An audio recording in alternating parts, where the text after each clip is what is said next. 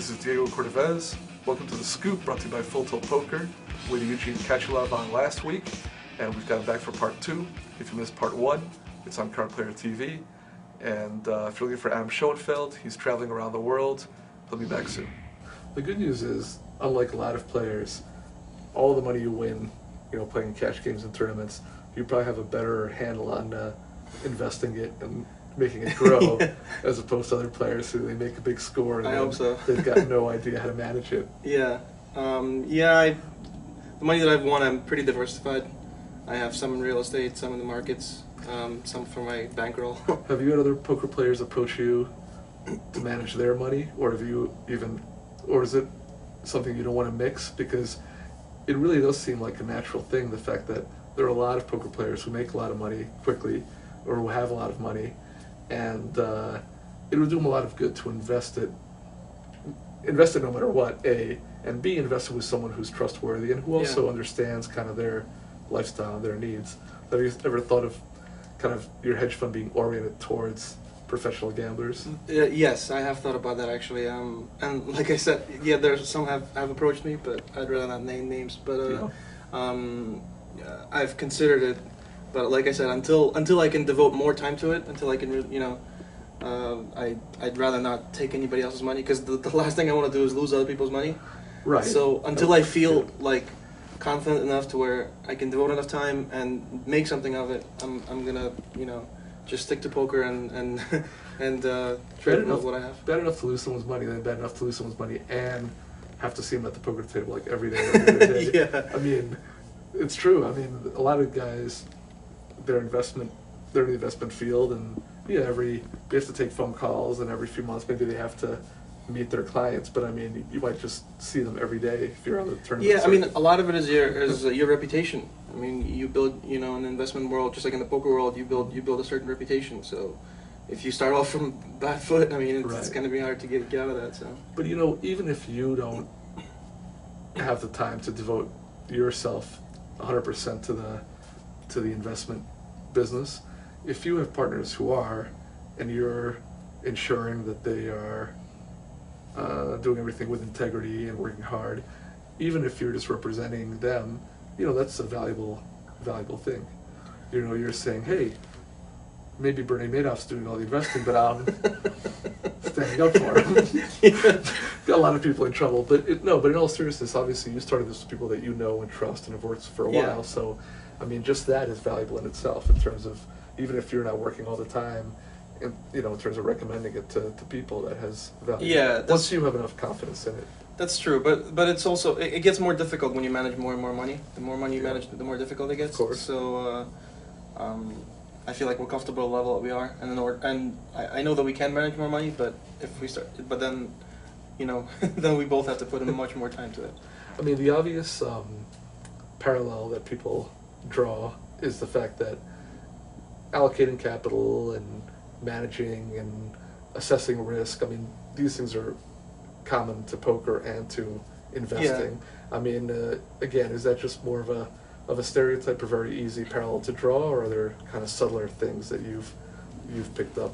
No, I think there actually are quite a few similarities between trading and poker. I mean, the money management, you can learn from one and use it in another. There's quite a bit of parallels. I've always thought, I mean, just knowing some about both, the fact that both in poker playing and in sports betting also, the actual skill is not nearly as important as the managing of the capital and the allocating of the capital. Yeah. I mean, if you can beat poker, that's great. It's just knowing where you should play, finding what's the level that maximizes your investment, not playing too high where you can go broke all the time, and not playing too low where you're not making as much money as you can. And it's, to some extent, it's the same in investing, in the sense that there are obvious investments. The thing is, how do you allocate your capital so that it's working for you, but where you're not at a high risk of ruin? That's the most important aspect of gambling. Well, it all depends on risk. It all depends on how much risk. Like when you place a bet in poker or place a bet in the stock market, there are certain risks involved. So, if in poker it depends, like how much money you're putting out according to your bankroll. It's very similar in trading. You play the cash games as well as the tournaments? Yeah, I play a lot of cash games. Online or both. Online, recently I've been playing more mixed games. Right. Live, I play generally like the high no limit games.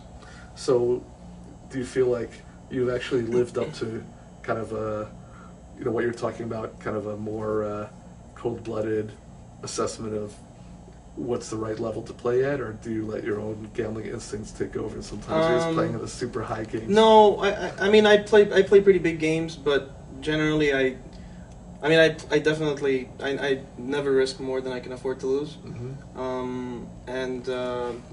And I try to play in games where I feel like I'm a favorite, unless I'm trying to learn from better players. So you stuck to your philosophy. Yeah, I'm sort of conservative in that sense, where I don't necessarily go out there to gamble. But in certain games, like in No Limit, I will play, I play almost anyone. Like I don't play too high online, but when I do play, I play almost anyone, just because it's a challenge for me, so I enjoy it, and I feel like I can play at a pretty high level as well. And same thing live. But for example, in the mixed games, I feel like my game is good enough to play only so high. Right. So when playing and traveling around and playing in the big tournaments, you play on your own for yourself, or you also have backers at times, or? No, I play for myself. I mean, a friend of mine has a small piece of me, and I trade with another friend of mine when we swap always when we play. So, but I have most of myself. The reason I ask is because I've always thought that backing is like a really interesting intellectual question, kind of relating to investing that we were talking about before. On the one hand, you can play more tournaments, and you always have the capital backing. On the other hand, you're cutting your return in half. So it's kind of a trade-off as to whether it's a sensible decision or not. And I don't know that many people analyze it. They just kind of do it or don't do it, kind of on an emotional basis. But I think that that decision relates to investing more than anything, because it's like a classic decision on whether to have more in play at a lower return actually makes sense or not. Yeah, I mean, I think backing makes sense for some people. I mean, it depends. I mean, first of all, it depends on how well you play, but if you don't have enough of a bankroll to play, I mean, it certainly makes sense to get backed. But or if you have other bad habits that are always intruding on your bankroll. Bad habits can get very costly. I mean, for people that can't manage their own bankroll, it's a great thing because someone else is managing it for you. Right. Otherwise, of course, you're really transferring your profit to someone else. Yeah. Possibly unnecessarily, but yeah, a lot of people have leaks. Yes. Like won tournaments and they go and blow their money somewhere, like either play in the pit or gamble it away in, outside of poker. Yeah, or just spend it outside of poker. Or spend it outside of poker, yeah, because it seems like money comes really easy at times, and you feel like you can do it always.